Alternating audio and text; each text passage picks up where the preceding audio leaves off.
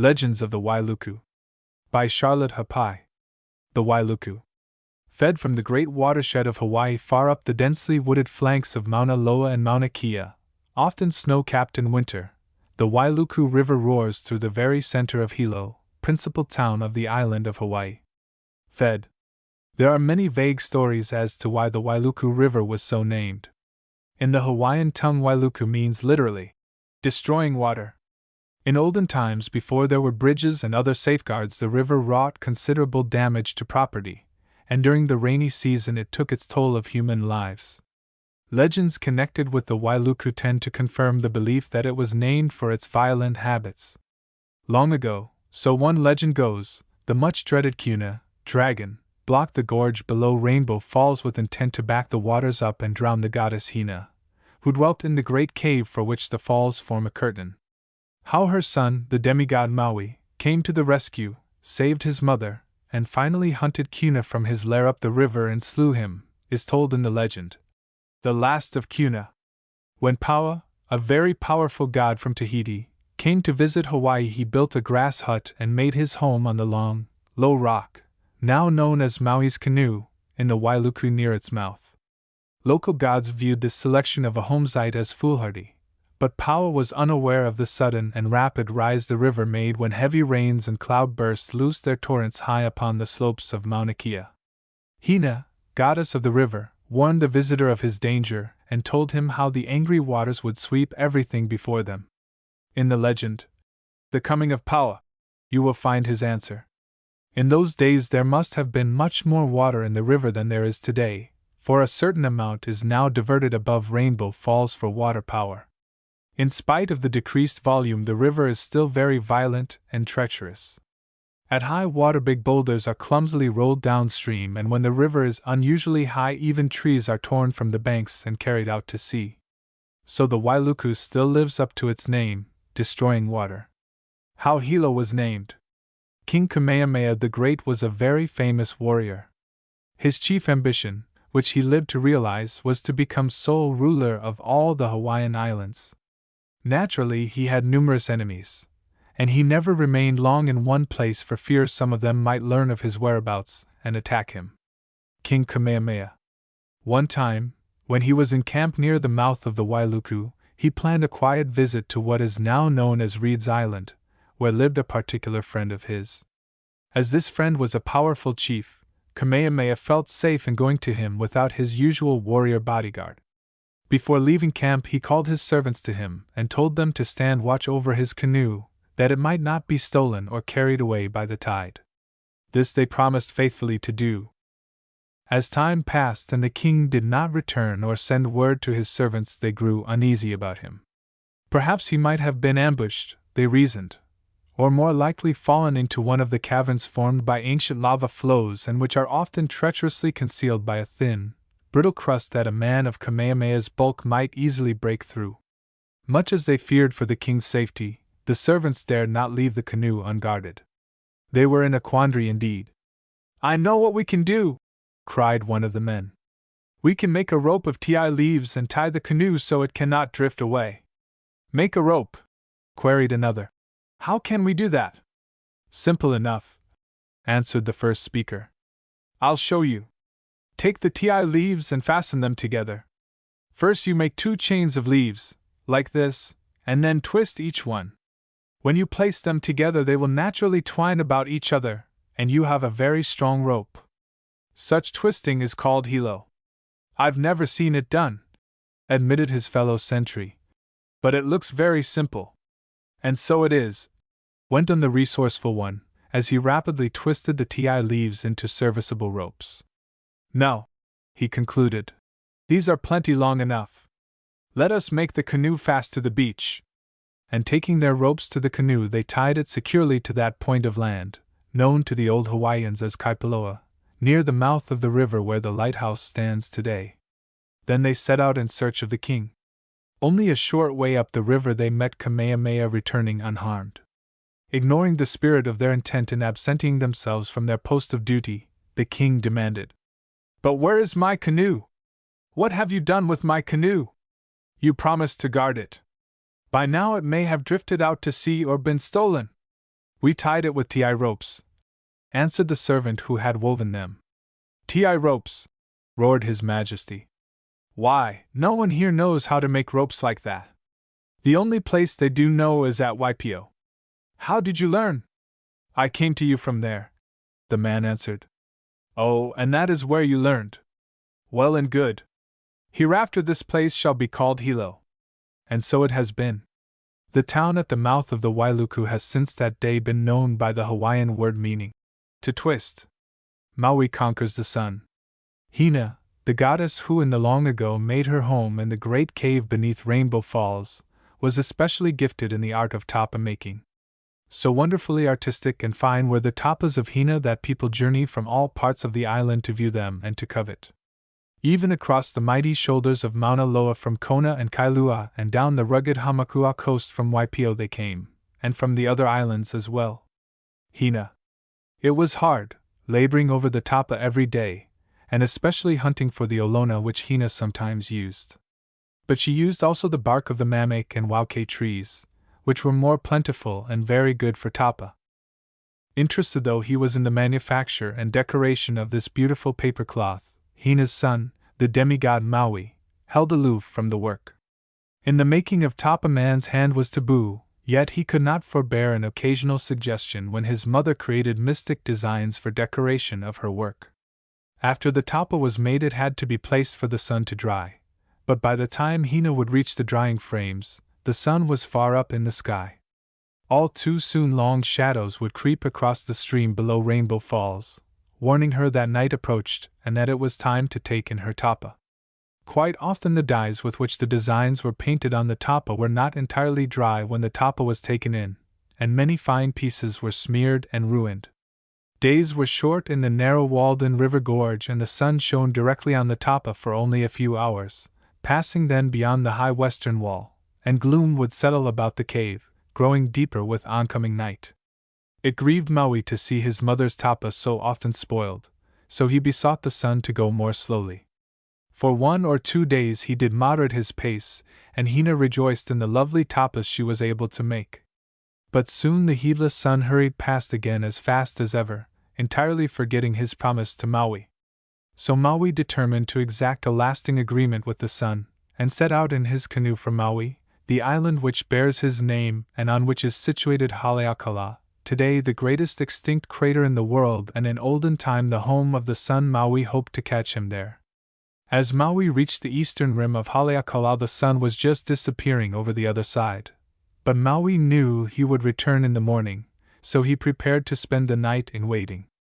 As the sun returned to his home next morning Maui caught him by his rays, which the sun used as legs, and wielding the magic club which he always carried on his many expeditions, broke several of them. Thus crippled, the sun was forced to stay for parley, though crying out in alarm that he must be let go, as there was no time to waste. Day must be carried westward. But Maui hung on and reminded the sun of his promises. After much argument they agreed to compromise, so the sun promised to go slowly 6 months in the year and then, for the remaining 6 months, to hurry as fast as before. Maui was content with this arrangement, and sure also that the sun would not again forget, for he had crippled him considerably. It would take some time, he thought, for the sun's broken rays to mend. So, very well pleased with his success, Maui permitted the sun to proceed on his journey, while himself he prepared to return with all speed, bearing the good news to his mother. Kuna, the dragon. Far above Rainbow Falls there lived a powerful kupua named Kuna. Kuna had the form of a monstrous dragon, unlike anything in these islands today. Kuna often tormented the goddess Hina in her rocky cave behind Rainbow Falls by sending over great torrents of water or by rolling logs and boulders down the stream. Quite often he would block the stream below the falls with sediment sent down by freshets during the rainy seasons. But Hina was well protected. Her cave was large, and the misty cloud of spray from the falling waters helped to conceal it. So in spite of the frequent floods and many threats from Kuna, Hina paid him not the slightest attention, but with her songs and gay laughter lightly mocked him as she worked. On many days Hina was quite alone, while her eldest son, the demigod Maui, was away on one of his numerous expeditions. Even then she did not mind this, for should any danger befall her she had a peculiar cloud servant which she called Aopua. If Hina were in trouble, this Aopua would rise high above the falls, taking an unusual shape. When Maui saw this warning cloud, he would hurry home at once to his mother's side. One night, while Maui was away from home on the island of Maui, where he had gone to bargain with the sun, a storm arose. The angry waters roared about the mouth of Hina's cave. They hissed and tossed in ugly blackness down the narrow river gorge, but Hina heard naught of the wildness without. Being used to the noisy cataract, her slumbers were not disturbed by the heightened tumult of its roar. But Kuna, quite aware of the situation, was quick to take advantage and to act. Hina's apparent indifference annoyed him. He recalled several failures to conquer her, and rage overwhelmed him. Calling upon his powers, he lifted an immense boulder and hurled it over the cliffs. It fitted perfectly where it fell between the walls of the gorge and blocked the rush of the hurrying torrent.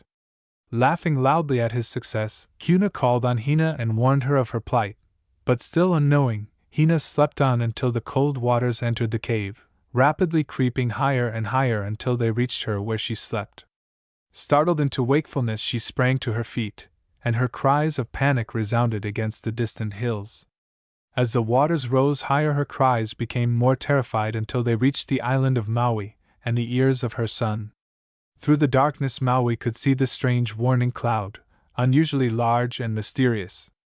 With his mother's cries ringing in his ears, he bounded down the mountain to his canoe, which he sent across the sea to the mouth of the Wailuku with 2 strong sweeps of his paddle.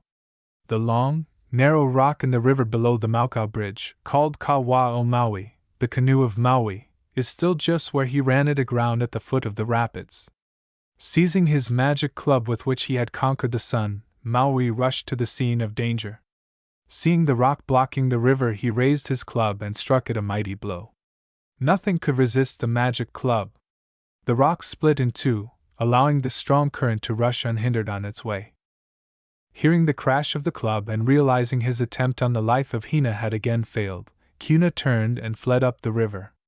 The remains of the great boulder, now known as Lanikiho, overgrown with tropical plants, and with the river rushing through the rift, lies there to this day as proof of Maui's prowess. The last of Kuna.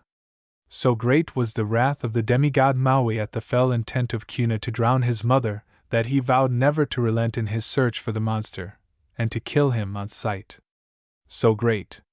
Kuna evidently sensed Maui's intentions, for as soon as he saw his great mischief undone, he fled to a hiding place far up the river.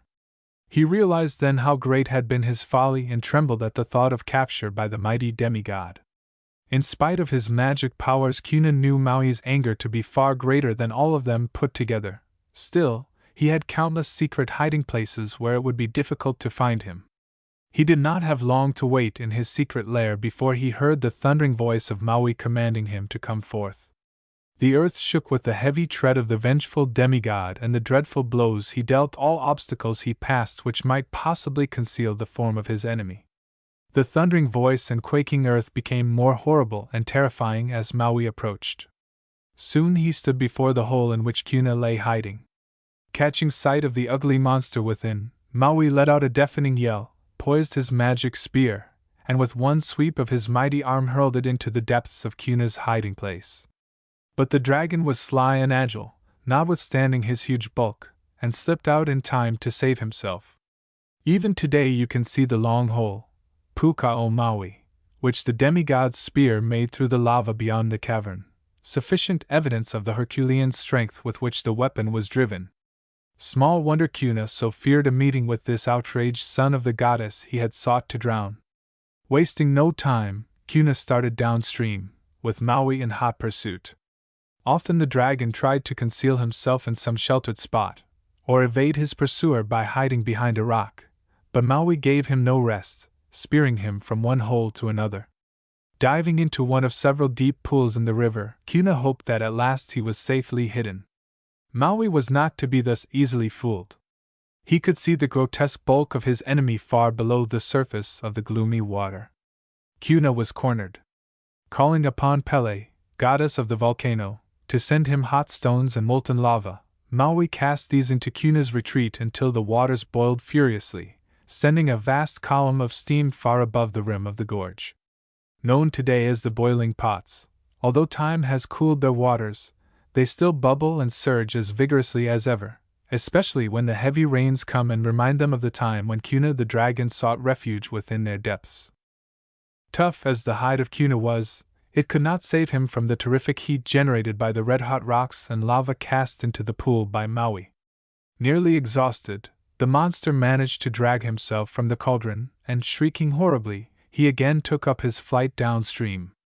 Maui sent torrents of boiling water after him, scalding at last the life from his ugly body. Then Maui rolled the huge carcass down the river to a point below Rainbow Falls, within sight of his mother's home, where she could view daily the evidence that none might threaten her and live.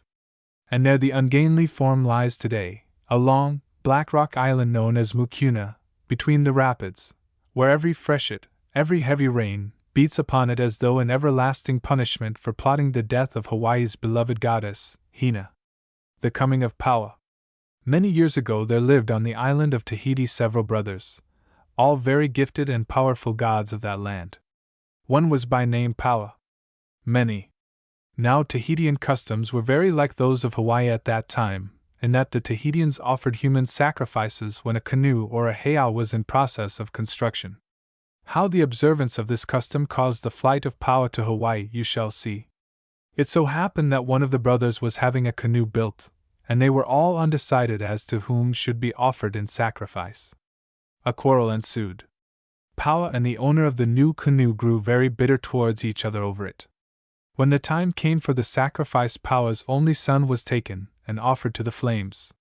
Grief-stricken at the loss of his son and furious at the cruelty of his brother, Paua decided to leave it all and seek peace on some other island. In preparation for the long journey by canoe, he took only 3 things with him: 2 kinds of fish, the aku and opelu, and some pailai grass. Journeying northward, he encountered a terrific storm which grew more terrible as the days passed until it seemed the low canoe could no longer breast the great mountains of angry water that bore down upon it as though to drive it under and swallow it into the black depths.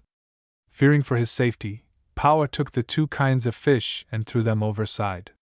Almost at once the mighty waves were calmed and the canoe went safely on its way, surrounded by an area of calm, peaceful water, while the storm raged on all sides a little distance away.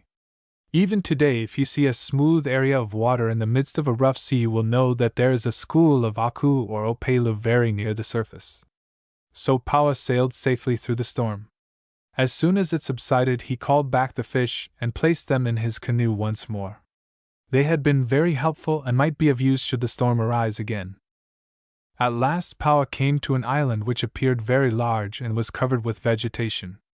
Paddling his canoe into a great crescent-shaped bay, he observed a river emptying into it, and turned the nose of his tiny craft that way. Not far up the river he came to a long, low rock which he called Wakauhi, and landed on the southeastern side of its point. So great was the joy of Paua upon reaching this beautiful island that he decided to make it his home. To commemorate his safe landing, he at once planted on the rock the pailai grass he had brought with him. Also he liberated his aku and opelu fish in the new waters, where today their progeny teem in countless millions. Very soon he built himself a grass hut for a home, and was careful to protect the pailai grass, which grew rapidly and before long spread to other parts of the big island, where it throve even better than on the scant soil of the Pahoehoe rock. Hawaiians soon learned to use the pailai grass in house building, as it made a tighter thatch and lasted longer than the lauhala or the grasses to which they had been accustomed. The stems of the flowers were later used in weaving hats, as they, too, were firm and strong. Farther up the river, which Paua learned was called the Wailuku, there lived the goddess Hina. Soon after the arrival of this stranger from Tahiti, Hina heard of him and his chosen home. Evidently he had not come to wage war or do harm to the people, for he had already made friends with many of the fishermen living near him. So Hina decided to see him for herself, and went down to his home. She was surprised to find that he really had established himself on that low rock. "Why," she exclaimed, "you must not stay on this rock. Can't you see the waters above here are high? When the rains come, you will be washed away and drowned. It is not safe. Paua stood upon the little plot of pailai grass as he answered her. No, I will not go away, for no matter how high the waters come, they shall never cover this spot. From that day, Paua's word has held true. No matter how high the Wailuku rises, it never has covered the little plot of pailai grass which still grows on the long, low rock at the river's mouth. Maui and the Ailey birds. Maui, the eldest son of the goddess Hina, lived with his mother and 2 brothers in the cave behind Rainbow Falls, in the Wailuku River Gorge, a short distance mauka of what is today the town of Hilo. Often the brothers would go fishing in the harbor. Maui. At this time the Hawaiians knew nothing about fire. All their food was eaten raw. Occasionally Maui had found in his various wanderings some bits of cooked banana and pondered over their delicious flavor. He could not understand what had been done to them until one day he came upon a group of little Ailey birds cooking bananas over a fire. He was so amazed at the scene that the birds had plenty of time to put out their fire and take wing before he could bring himself to action. This only aroused his ambitious nature, and he vowed he would learn the secret of fire.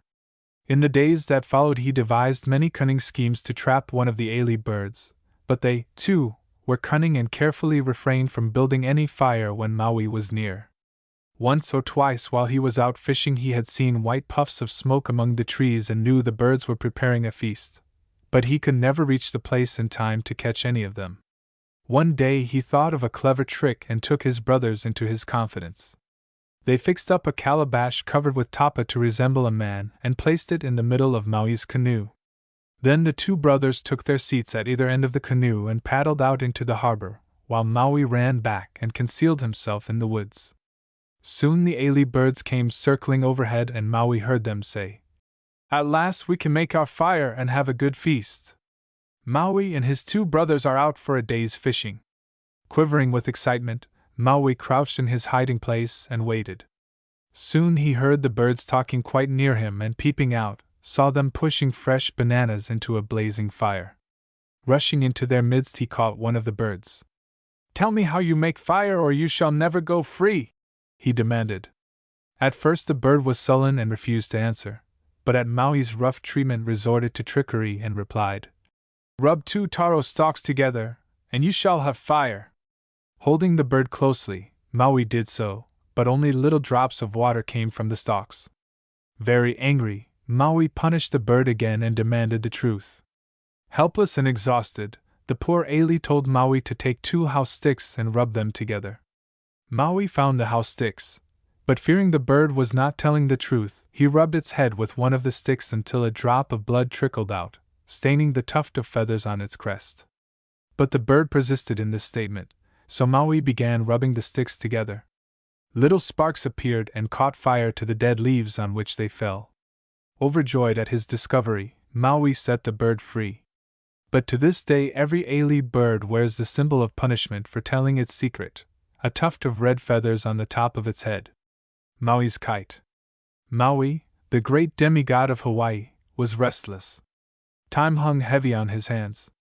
Uneventful days of quiet had fallen upon the land. Adventure seemed to be in hiding, and no exploit invited to service this active youngster's shining spear or magic club. Idleness grew more and more unbearable. Maui. Now Lamomeo, god of the winds, dwelt not far above Rainbow Falls in the beautiful gorge of the Wailuku, and to him Maui confided his discontent. The old fellow admitted that times were dull. Not for a long time had he been called upon for blasts from his greater wind pot, Ipunui. On the heels of this remark came inspiration, and he suggested that Maui fashion a large kite. He, Lamomeo, would see to it that a suitable wind be forthcoming and excitement sufficient to break the dull monotony of 2 peaceful days. So Maui set about the construction of an enormous kite.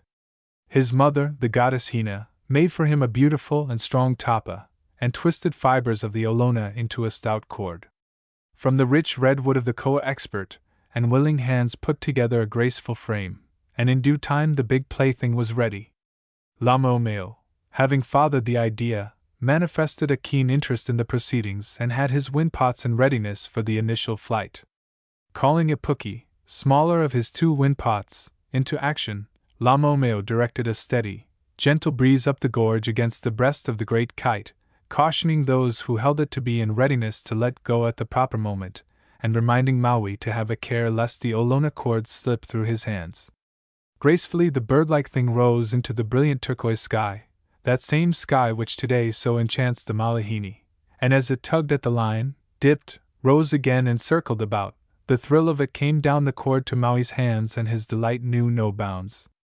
Often in the quiet days that followed did Maui amuse himself with the big kite.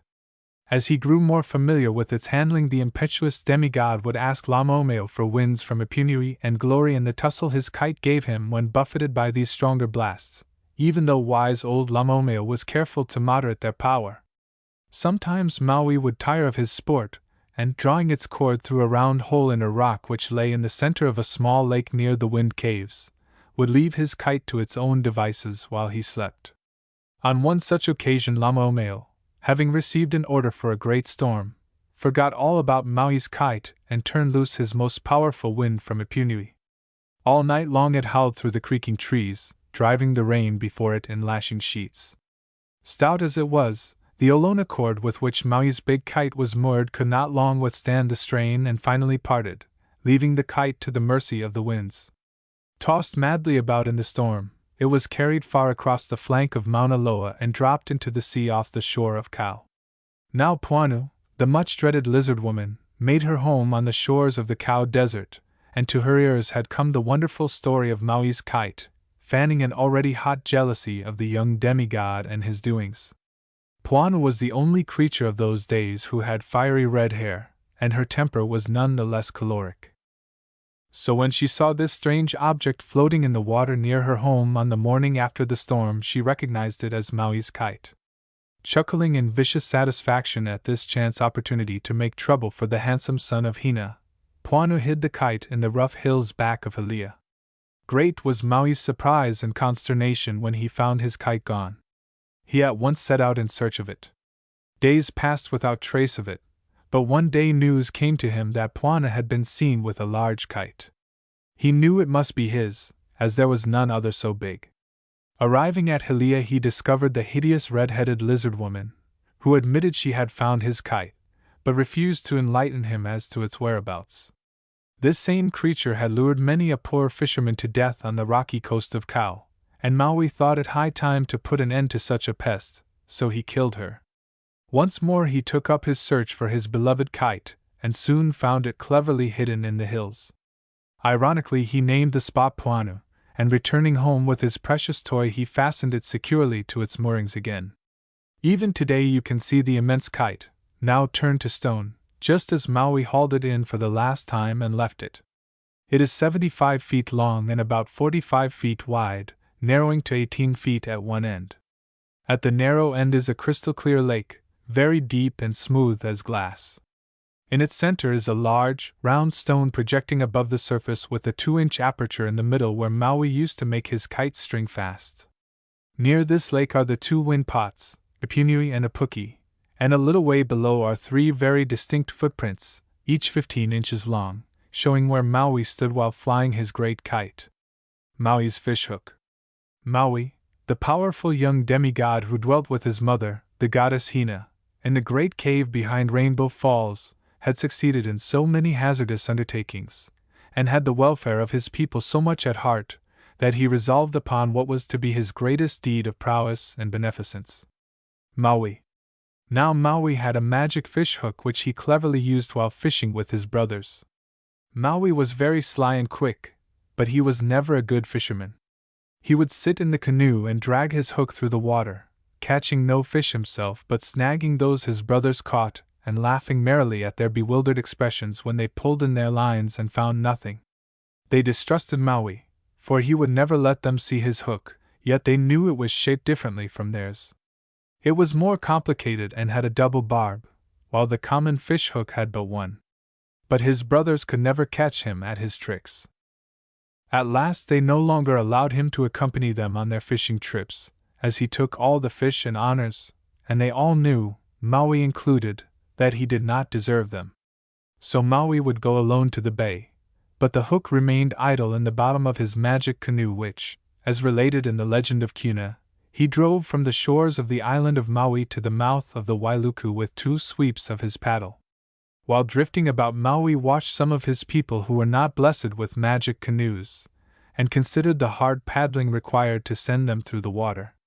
One day, as he sat in his canoe watching another pass by, evidently on its way to a neighboring island, the demigod wondered if it might not make things easier to have all the islands joined together, so people could travel to any part of the kingdom without the laborious canoe voyages. Calling a meeting of Hawaii's chiefs and strong men, Maui informed them of a plan to draw all the islands together. He told them he would need their help in pulling the islands, but no matter how hard or how long they pulled, they must never look back to see how much was being accomplished until the islands were firmly joined together. The men solemnly promised to obey Maui and at once proceeded to their new task. The island now known as Maui was selected for the first attempt. Maui fastened his magic fish hook into that part of the land nearest Hawaii, and at his command the strong men and chiefs paddled with all their might. Slowly the island moved behind them. No one dared look around, though all were burning with curiosity to see the result of their struggles. Long and steadily they paddled until the 2 islands were only a few feet apart. Then one of the chiefs could no longer control his curiosity and looked around. In an instant the charm was broken. The island slid back through the sea to its former position in spite of all that Maui, chiefs and strong men could do to stop it. Only a small piece of land was left, that in which the fishhook was still deeply embedded. Today that bit of land is covered with lauhala trees and coconut palms, and is known as Coconut Island. So great was Maui's disappointment at this his first failure in any important enterprise that he would not try again. He said his fish hook had lost its charm, and sorrowfully he took it away with him in his canoe. He carried it up the Wailuku River to his home behind Rainbow Falls, where he grieved for many days over the unsuccessful attempt. Later, having no more use for the hook, he carried it away from the cave and threw it into the forest near his home, where it lay undisturbed until the haole came. To those early settlers the magic fish hook of Maui was of less interest as such than as material for masonry, and not a piece of it remains. At the forks of the Pihonukaumana Road one may, however, see the peculiar shaped depression where it lay for so long before civilization's vanguard swept the tangled jungle of Maui's time from its hiding place. Hinakeahi. Just Mauka of the Hilo boarding school are 3 large, rounded hills which, centuries ago, were mud craters. Covered with the green of rustling cane tops, at a distance they appear to be soft, grassy mounds. Many a tourist, gazing from the deck of an incoming ship, has yearned to stroll over those smooth, rolling hills, only to find the pastime quite impossible on nearer view, which revealed the velvety grass, as lusty sugar cane stalks 10 to 15 feet high and closely interwoven. But now the last crop of cane has been harvested from these graceful mounds, and their slopes are being prepared to receive the dwelling houses of any who choose, and can afford, to live in the rarefied atmosphere of romance that hangs about this Hawaiian Olympus. Nor is the term Olympus as applied to these hills a redundant flight of fancy. Long ago, many, many years before the haole came to plant his sugar cane in their deep, rich soil, these hills were the homes of several beautiful goddesses.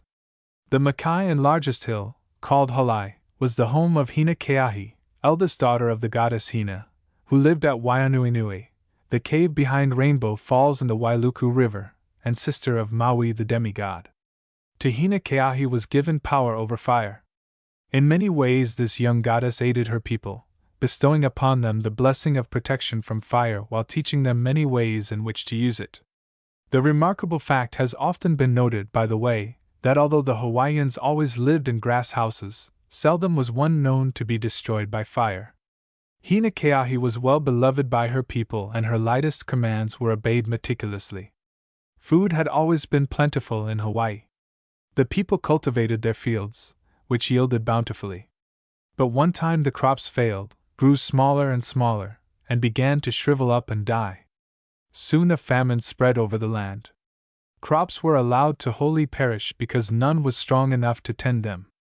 Hinakeahi saw that unless something was done at once her beloved followers would all die. Calling them about her, she commanded that an immense imu be dug in the top of Halai Hill.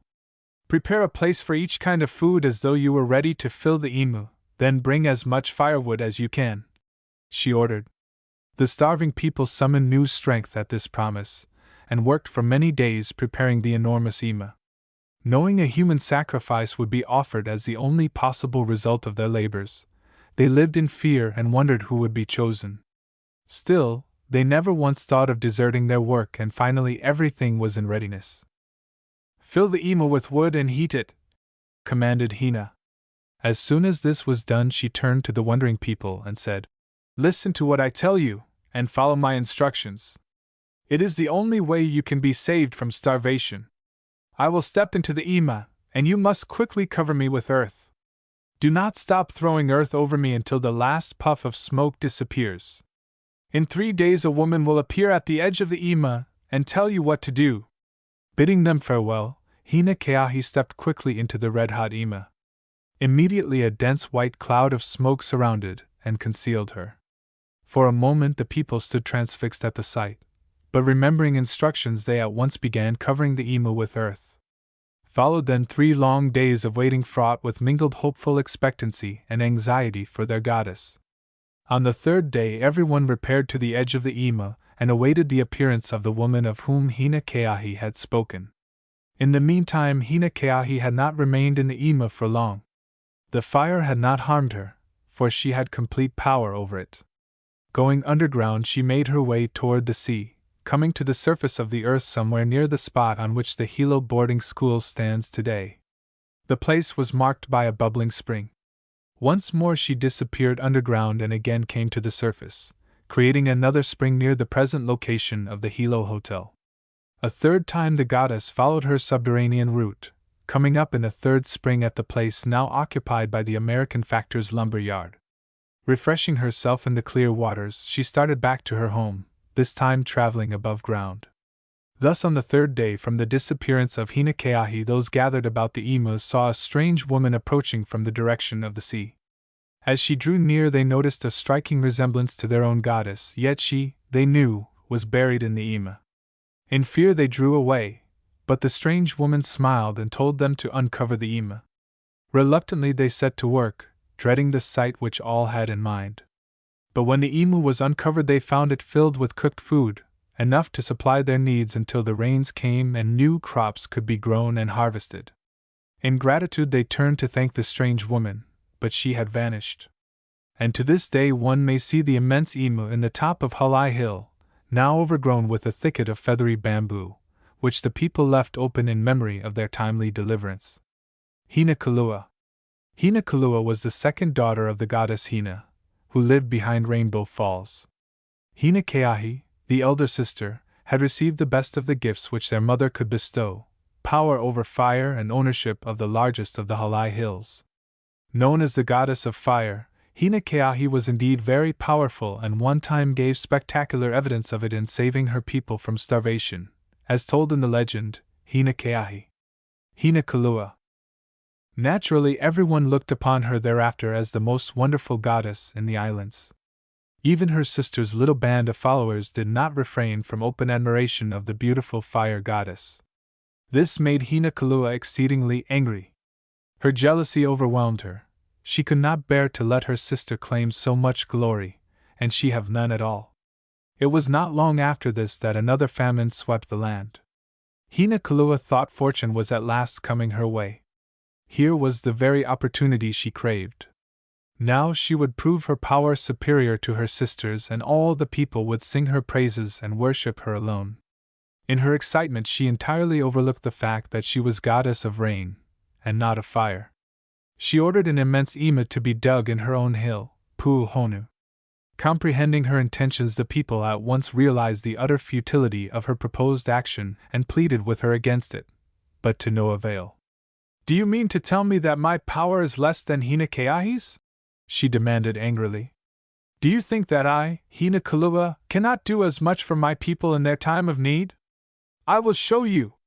Then you shall recognize Hina Kalua as the greatest goddess in Hawaii. You can help as well and perhaps better than your sister," they argued, "but you cannot do it in the same way. Your power, though it may be as great, is nevertheless entirely different from hers. Then Hinakalua would order them out of her sight and command them to hurry the completion of the ima. At last all was ready. A group with tear-stained faces were gathered about the smoking ima. Hinakalua approached, her head held high in an air of triumph.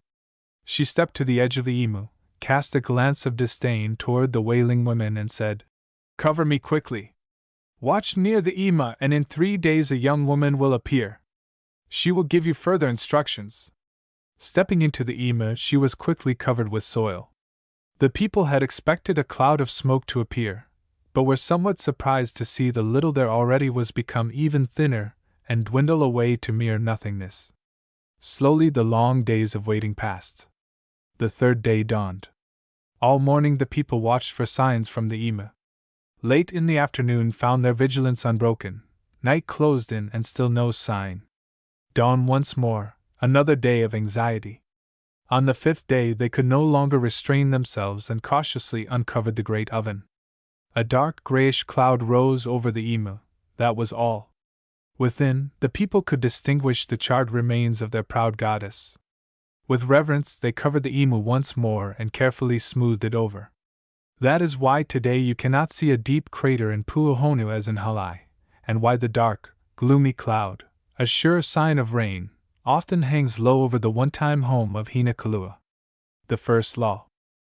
Following one of his great victories, King Kamehameha established his court on the largest island of the Hawaiian group, Hawaii, and prepared to make his headquarters there for the time.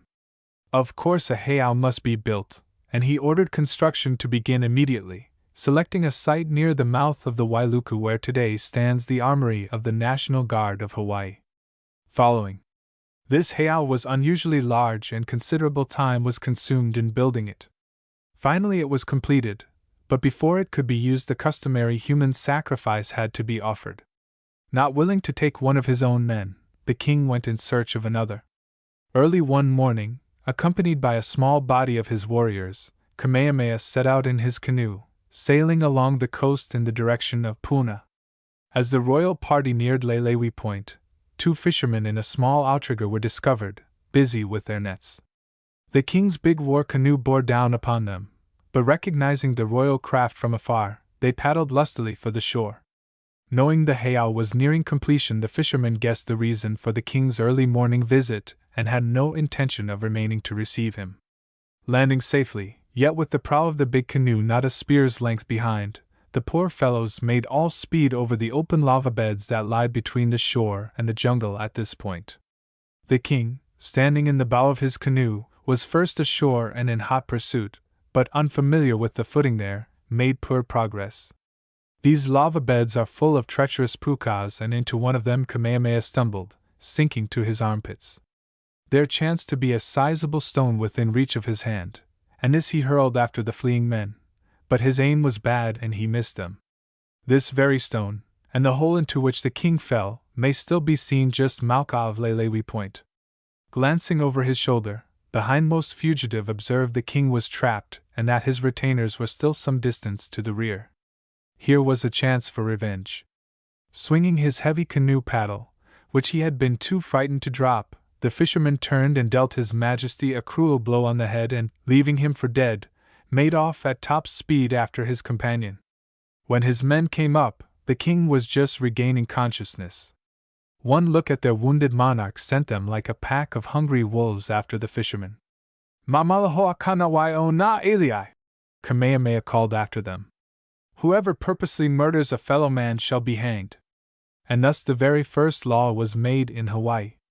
"Let them go," he said, as his men reluctantly abandoned the chase. "I am not much harmed and they are badly frightened now. They may never do violence again to anyone. If any man hereafter wilfully take the life of another, he shall be hanged. Come, let us go back. My heiau will not require a human sacrifice, for it shall never be used." So it happened that this was the first heiau ever built without its human sacrifice, and the last one constructed on the island. Once the law forbidding murder was enforced, heiaus were no longer needed. For the first time on Hawaii, trails became safe for travelers. Always theretofore one never knew at what moment an enemy in ambush might rob him, or take his life. Women and children could now go abroad at all times in safety. Peace reigned in the land and the people became more prosperous and progressive. Years passed before the law was broken, and true to his word, for the king's word was law, Kamehameha ordered the murderer hanged. The scene of his execution was the unusually crooked coconut tree which until recent years stood near the present site of a cracker factory on what is now Kamehameha Avenue. Today a careful observer may, by peering beneath the Armory Hall, make out the few remaining stones which were once a part of the foundation of the last heiau built on Hawaii. Pow! How tapa is made. This volume of Hawaiian legends is bound in genuine tapa, a cloth, or more properly speaking a strong paper, made by hand from the inner bark of the wild mulberry. Briefly, the process of manufacture is as follows. When full of glutinous sap, the bark of the mulberry is stripped and steeped in running water until the outer layer is softened. This is scraped away and the inner bark beaten with corrugated paddles of palm wood until strips 2 or 3 inches broad are widened to 10 or 12 inches. The edges of these strips are then pasted together with a strong vegetable glue and laminated with more beating. So skillfully is this done that it is impossible to detect the lines of jointure. The tapa used in binding this book is of the stout, heavy grade, but that used for clothing and scarfs is often as sheer as fine muslin. Tapa making is confined entirely to the women, men never occupying themselves with any of its processes. Glossary. Hawaiian words may be easily pronounced correctly by using the Spanish alphabet. There are no silent letters, and all syllables are stressed equally. Ali, Hawaiian gallinule native bird figuring largely in Hawaiian legends. Eopua, talisman, guardian spirit. Haleakala, house, hail, of the sun, la. Haole, white man. Hau, native tree much favored for lanais arbors, and the wood for outriggers on canoes and floats for its cork-like lightness. Hibiscus arnadianus. Heiau, ancient Hawaiian temple. Honu, turtle, turtle-shaped. Emu, underground stove made by scooping a hole in the ground, lining it with rocks, and building a fire in it. The food to be cooked is placed in the heated cavern, which is then covered tightly with leaves and earth. Kaipuloa, inlet or estuary where the sea is quiet. Keahi, of the fire. Kalua, of the gentle rain. Lauhala, leaf, lau, of the puhala tree, Pandanus odoratissimus. Makai, toward the sea. Malahini, stranger, foreigner. Mamek, shrub about 10 feet high, Pipterus albidus. Mamalahoa kanawai o na aliai, your king proclaims this the law of the land, free translation. Mauka, toward the mountains. Olona, native flax, Tichardia latifolia. Pahoihoi, the sterile, flint-like lava as distinguished from the friable and highly fertile lava. Pau, the end finished. Pilai, grass yielding stout fibers, Andropogon contortus. Puka, doorway, entrance, hole. Pu, small hill, usually of rounded form. Ti, formerly written key plant of lily family having bright green leaves 3 feet long and 6 inches wide, Cordyline terminalis. Waianuenue, shimmering waters, as a rainbow effect. Wauke, native mulberry tree, Brusinetia papyrifera.